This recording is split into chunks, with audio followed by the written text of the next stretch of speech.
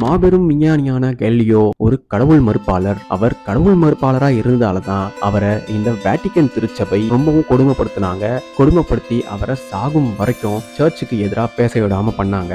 அதுவும் இல்லாம புனித பைபிளுக்கு எதிராக இவர் பேசிட்டாரு. இவர் அறிவியல் என்ற பெயரில் ஊரை ஏமாத்துறாரு. அதனால அறிவியல் பொய், கடவுளே உண்மைன்னு கேலிலியோவை டார்ச்சர் பண்ணாங்கன்னு பல நவீன கோமாளிகள் உருட்டுவாங்க.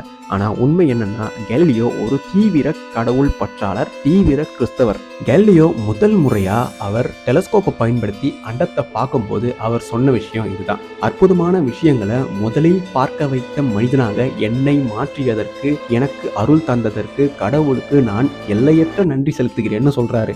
அவர் எப்பேற்பட்ட கடவுள் நம்பிக்கையாளராக இருந்திருந்தா இப்படி ஒரு வரியை சொல்லியிருப்பாரு. இது மட்டும் இல்லாம தன்னுடைய கண்டுபிடிப்புகள் எல்லாமே கடவுளின் அருளால் நிகழ்ந்தவைன்னு தான் அவர் சொல்றாரு. ஆனா இந்த விஷயம் நவீன அறிவியல் பேசுற யாருமே சொல்ல மாட்டாங்க, எந்த புக்லயும் ஆட் பண்ணிருக்க கூட மாட்டாங்க.